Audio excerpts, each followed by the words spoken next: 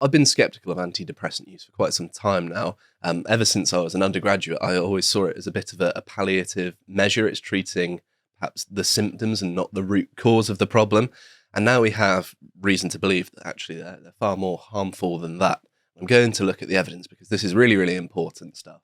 And of course, it affects a very large number of people. And obviously, don't make any lifestyle changes without consulting a relevant medical professional. I don't want people to go out and do something that could potentially harm them. So please bear that in mind. Nevertheless, there is some important research here that I am qualified to go through and break down. And it's quite shocking, really. And I've known for a while that it's perhaps treated the problem very well, but it seems to exaggerate it, or at least that's what the numbers say. So obviously, depression is a widespread issue. Here's a Washington Post article from all the way back in 2013 showing a map of depression rates around the world.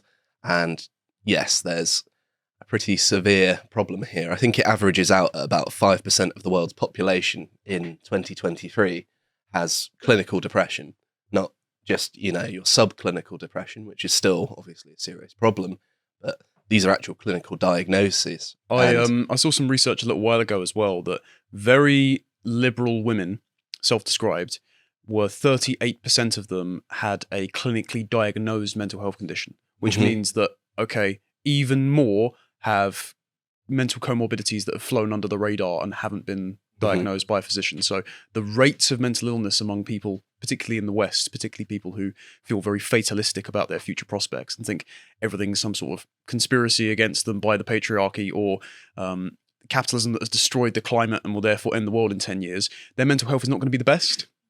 No, and these sorts of rates are always an underestimate, aren't they, of the mass population, because diagnoses are the bare minimum. There are clearly people out there who just simply haven't had the diagnosis. So it's estimated that about 15% of the adult population will experience depression at some point in their lives, which is massive when you're looking at a global scale. That's for the entire world, as far as I'm aware. So I was drawn to this next study here that I'm going to mention, the main one, by this post-millennial article, which doesn't necessarily characterize it in an accurate way. So it says, new study shows antidepressants use likely to increase risk of suicide. And technically, it didn't show that, although it is something comparably bad. So if we move on to the study itself, it's titled Antidepressants and Suicide, 7,829 inquests in England and Wales. And I'm just going to read what they did. They said they analysed a data set of 7,829 media reports of coroners' inquests in England and Wales that mention antidepressants between 2003 and 2020.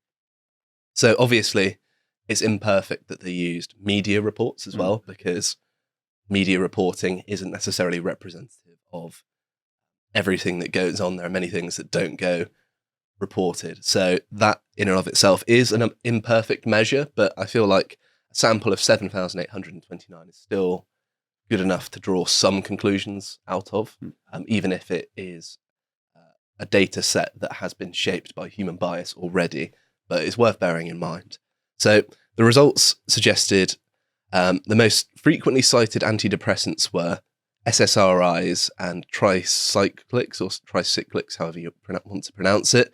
And the specific drugs most cited were the SSRI drug, citalopram. And just to clarify, an SSRI is a serotonin reuptake inhibitor, which means that the neurotransmitter serotonin, which is associated with mood, if you have high serotonin, you have a positive mood. If you have low serotonin, you're going to have a bad mood.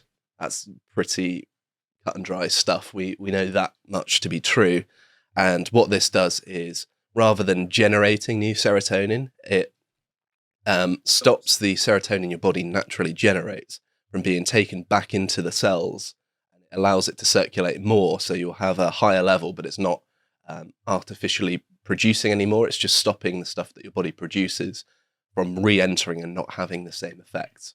So it's a softer approach than, say, a drug that just increases your serotonin levels, because of course, if it does that solely, then there's going to be a massive deficit, which wouldn't be ideal for treating depression, because you don't want high highs and low lows with someone who's already depressed. That doesn't make any sense. It's not a peaks and troughs upper. It more creates a sort of homeostasis of the baseline new level of serotonin that your body will be operating off of.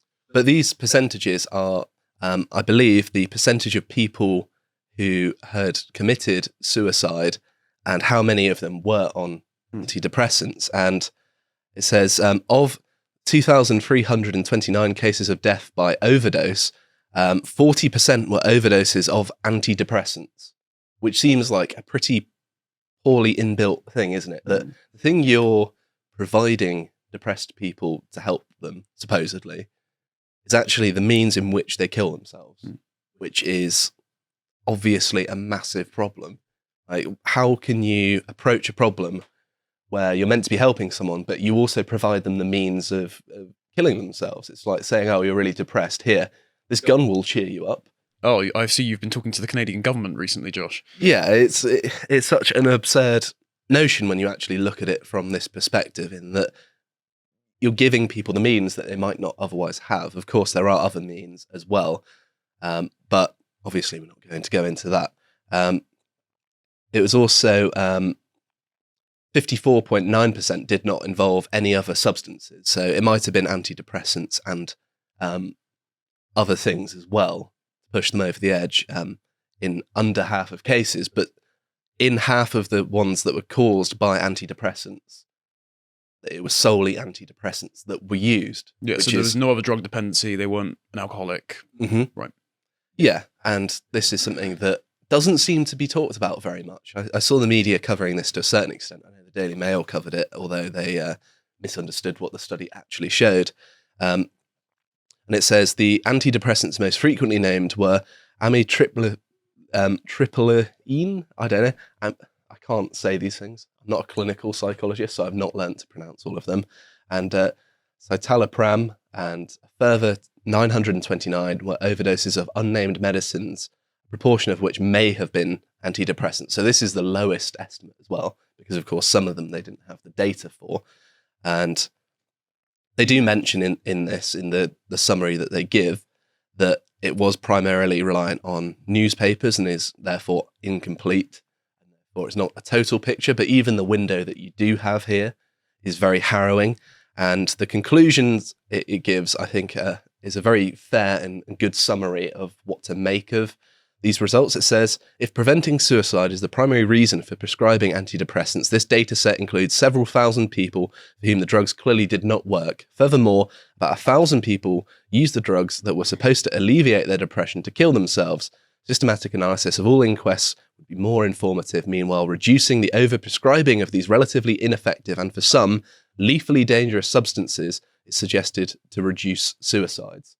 So they're saying that, yeah, well, if you want to reduce suicides, stop prescribing as many antidepressants. Yeah, it's not a fix-all. And also, and I can say this particularly with women in the West who have been massively overprescribed SSRIs and birth control since their early teens, meaning their hormones are fluctuating.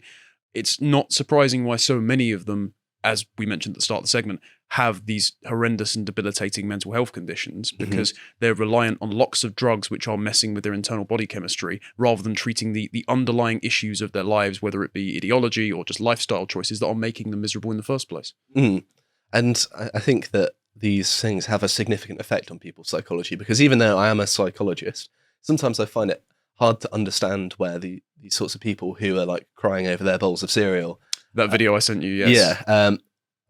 Sometimes I find it hard to know where they're coming from. I'm just like, well, things aren't that bad, are they? But maybe their neurochemistry has been altered to such an extent that their sort of normal, their new normal, to borrow a horrible term, is so far removed from what it would naturally be that it causes a natural state of disassociation and lots of detrimental health effects. Yeah, without getting too personal, I've actually struggled on and off throughout my life with depression, and I would never take a video and post it in front of the world and beg for sympathy. I don't want to be too scorning on that girl, because even though it was a bit performative in the video that we're referencing, which you may or may not have seen, it's obvious that there's a bit of performativity in it if you're putting it on TikTok and you've set it all up. But there is a sense of crushing alienation that you can feel. So it is quite difficult to escape yourself. I think those sorts of videos, you've got to be a bit more charitable to them, because I think they are a bit of a cry for help, isn't it? It's not someone who's given up.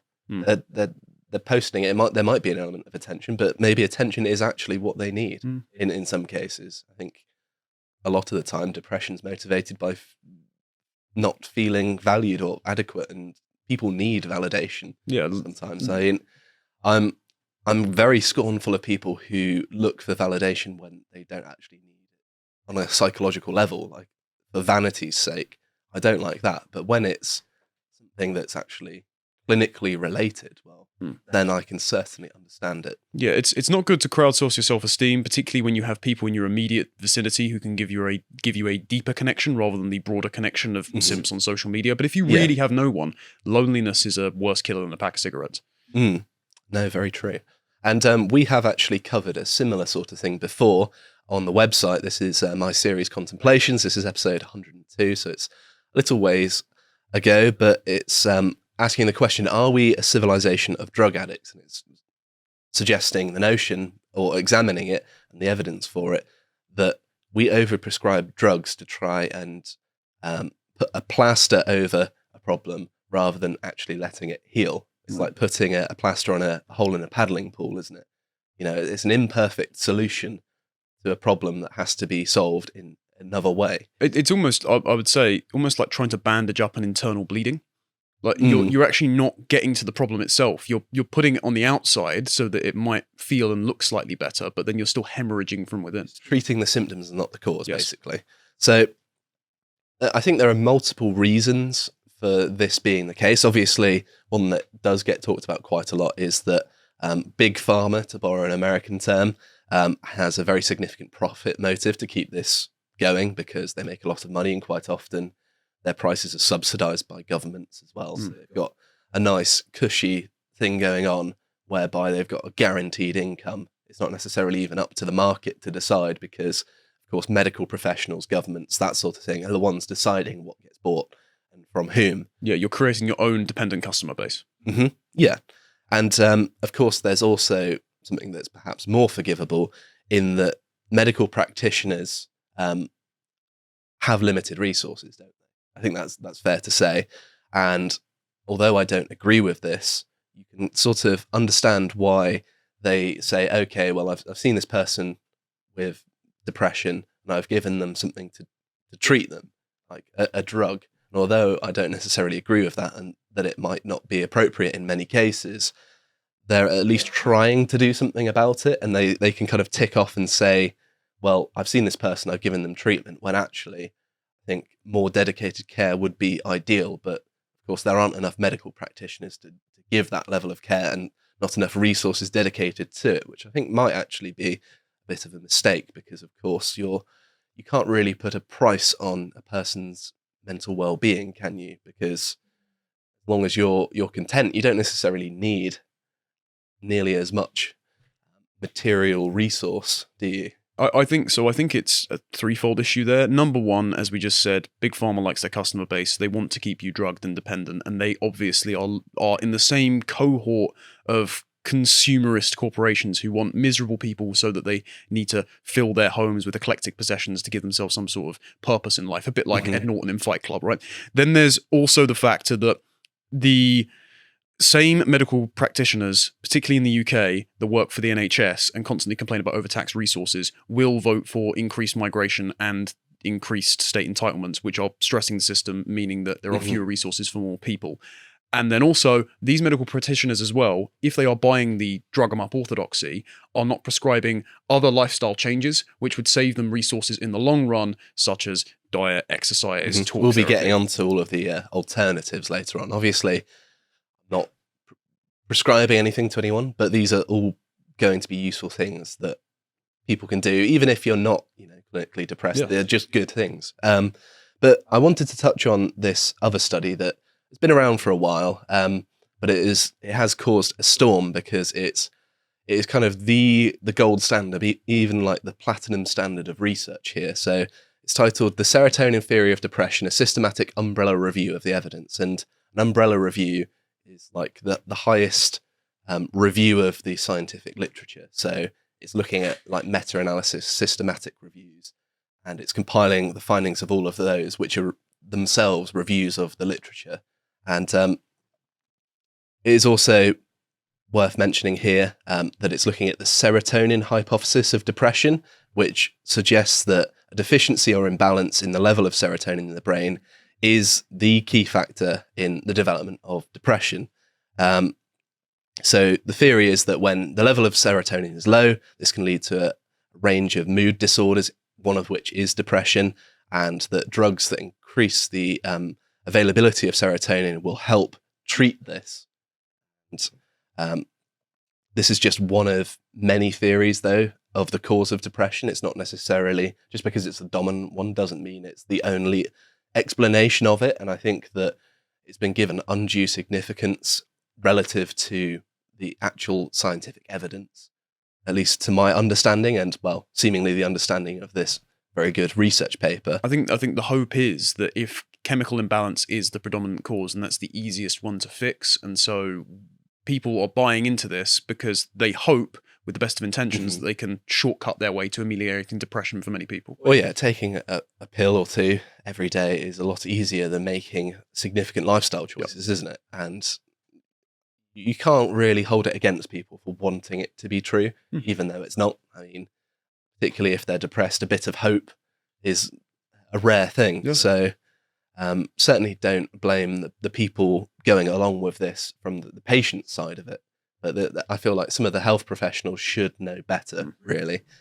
And they looked at 17 studies, 12 of which were systematic reviews and meta-analysis. One was a collaborative meta-analysis. One was meta-analysis of large cohort studies, and cohort studies are a medical thing, looking at drug interventions.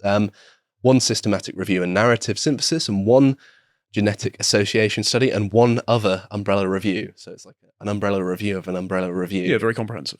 So yes, it couldn't be any better, really. I couldn't give this study enough thumbs up for its thoroughness. And it says that the main conclusion here, without looking into all of the details because bore you to death, it says the main areas of serotonin research provided no consistent evidence of there being an association between serotonin and depression, no support for the hypothesis that depression is caused by lowered serotonin activity or concentrations. Some evidence was consistent with the possibility that long-term antidepressant use reduces serotonin concentration, which is, again, a very harrowing finding that the thing it's meant to actually be helping, it lowers. And one thing that I've seen many political commentators get wrong about this is they're saying, oh, well, the sort of neurochemical explanation of how the brain works is wrong. And that's not true. It's not that neurochemicals don't have any effect on how the brain works.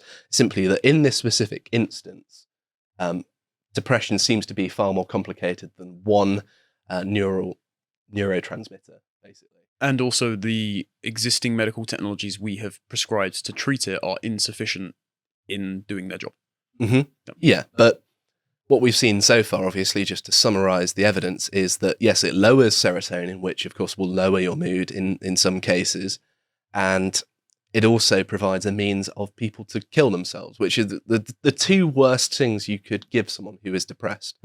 And the fact that this isn't like a front page story, considering it's a life or death situation for a significant number of the population, you think, oh, this would be important. But no. Instead, there's loads of fanfare over silly stories that, in the grand scheme of things, aren't nearly as consequential as this, but because it's not quite as glamorous, perhaps it doesn't get as much recognition, but that doesn't mean it's not important. And rather than being all glib and saying, that the world is going to, what's the polite way of saying it? Pot? It's going to pot. That's much better. There are lots of things that can be done to help people who are depressed, either clinically or not, or just people who are normally functioning. These are still useful things that you can do. And I think one thing that I'm quite big on is cognitive behavioral therapy. I think that this sort of talking therapy is very good because it conceptualizes depression as a natural response to bad ideas or lifestyle choices, which I think meshes quite well with my worldview. Obviously, some people might have different instances. There may be perfectly reasonable reasons why they're depressed. I mean, if you've just had a catastrophic accident where your family's died, I don't think it's abnormal to be depressed about that. I mean, that's perfectly reasonable. And that's another thing as well, that medical professionals are too willing to medicalize normal human behavior. Yeah, I think you have to treat particularly harsh emotions like rage and depression as a immune reaction by your soul, to put it in a not glib way, but a bit of a metaphysical way. In that, It's a fair way to put it, though. Yeah, if you don't blame your immune system for flaring up and making you bedridden when it's fighting off a flu, because it's just the symptom of the flu means that it takes a lot of energy out of you. And so if you've had a bereavement or a breakup or a divorce or something like that, then you shouldn't blame yourself for feeling terrible about it. Mm-hmm. You're currently parceling through all the reasons why those events came into being so that you don't repeat the same mistakes. I have a sort of idea of what a healthy person is someone who experiences the full spectrum of human emotions. You don't stunt yourself in one area. I don't think being happy 24/7 is actually healthy for you. And I also don't think it's possible, of course, because where there is a peak, there is a trough. So there's always a bit of give and take there, but that should just be expected. That's what life is like, isn't it? That's what life is. You can't always have it going well for you, but that also means that when it does go well for you, you appreciate it all the more. So there's a sort of yin and yang to it in a nice way that is kind of reassuring that the badness makes the good better. And that's my kind of optimistic take on it. That's a rare point of optimism from me. But yeah, CBT just focuses on identifying these bad ideas and changing these sort of negative thoughts and attitudes that might be maladaptive and unhelpful. And they try and get people to make positive changes in their own life to mitigate these sorts of things. And this is also good, I think, because it makes people think about their mental health problems as something that they can actually solve themselves, that they can work on in their own time. And it gives them a bit of power. You're not reliant on some medical professional just to sign off on a drug. The authority is entirely in their hands. You're the one that's taking an active role in making yourself better. And I think that that's actually far more healthy for people to have a role in their own recovery, because it makes them feel like they have greater autonomy over their own lives, which for someone who's depressed is huge. If I might make a suggestion as well, and this is no substitute for clinical interventions for people that are suicidal, but if, considering the long waiting lists we have in the UK, or the costliness of therapy overseas in places that don't get it subsidized, one thing that you can do as a considerate friend is at least learn some of the basics of the principles of CBT, or just practice a compassionate form of Socratic questioning and lend people a listening ear, because in lieu of some clinical intervention, people sometimes just need someone to talk to. Mm-hmm. It does really help, even if you talk to someone and you get nothing out of it other than just expressing how you feel. Yeah. That's still something valuable, isn't it?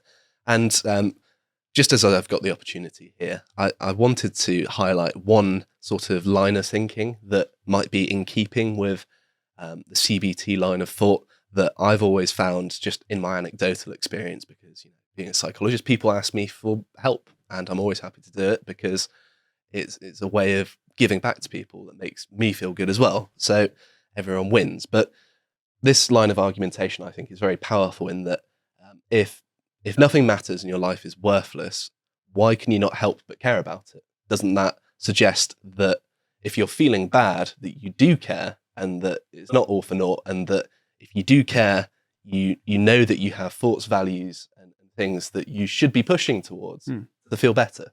And I would say that you don't really believe these things to be true in your innermost core being because you feel bad about the world. If you're truly indifferent about the world and yourself, then it wouldn't trouble you. And that means you do care, and therefore you should do something about it to make it better, because that's how you get better, is work towards making these things you care about better in the first place. Yeah, you can't grieve a loss or lament the fact that you don't have something if nothing matters. And I think these sorts of, that's just one example of many, where you can talk through the problems and it gives people a new perspective on it. and makes them realize, oh yeah, actually, well, of course, yeah, that seems really obvious. But one of the problems with depressed people is that they get stuck in these modes of thinking that are maladaptive for them, in that it's almost like a well-trodden path, in that it's easier to go through that than the tall grass either side, but sometimes it's better for you to do that. And obviously there are other things as well which are very important. Exercise, that's been shown to have a good effect on your mood and has been shown to help reduce the symptoms of depression and sometimes alleviate it entirely. Another thing that is perhaps a bit hippy-dippy and might not appeal, but is still very good, is mindfulness meditation, which just focuses on developing a self-awareness. I think this is just an important skill to examine your thoughts and behaviors, and is a good complement to CBT. It doesn't have to be, sitting on a mat with your legs crossed. You can just sit and think about what you think about the world. And I think that every healthy person should do this. You don't need to necessarily be some sort of Buddhist about it. I think just thinking about how you think about the world and trying to solve the problems and work on yourself is something that everyone should be doing by default all the time. It's a secular form of prayer, and it's worked for plenty of traditions through history. So, and another thing that quite often gets overlooked is that you can have vitamin deficiencies and nutritional deficiencies that do have significant effects. So omega-3 is very good for you in that respect. Vitamin D, the B complex vitamins, these all help alleviate the symptoms of depression. If I can endorse magnesium as well, just because it helped me sleep when I was going through a bit of a rough patch recently. So I'm no medical expert, but it doesn't seem to do you any harm. It seems to have some benefits. Yeah, but these are all helpful things that you can do. And obviously, I'm not a clinical psychologist, but I have read a lot of the clinical research. I do have a good understanding of it, at least in my opinion. So if you are suffering from depression, perhaps these are some ideas to take to your therapist or your clinician or whoever you're seeing, to say, well, maybe I want to try something else. This drug therapy isn't working for me, or I'm concerned that it's going to make me worse. Are there other things that you can try? And I think that this should be a substrate for you to have a constructive discussion with professionals, or at least just if you're not suffering from it, just being aware of this is very important, because you can help direct people in the right direction, as well as provide as much support and be as effective as you can. And I can't emphasize enough how important this is. Thanks for watching that segment from the podcast Lotus Eaters. I hope you enjoyed it. If you'd like to find more of what we do and fancy exploring a bit, you can go to our website lotuseaters.com and subscribe to become a premium member for as little as £5 per month, which will give you access to all of the excellent work that we do. For instance, a recent hangout where Carl and Callum spoke about grooming gangs. We do live hangouts pretty regularly on the website, and they just go through the timeline of these grooming gangs. If you'd like to find more of what Carl does on a general day-to-day basis, you can follow him on Getter at Carl Benjamin. Thank you and take care.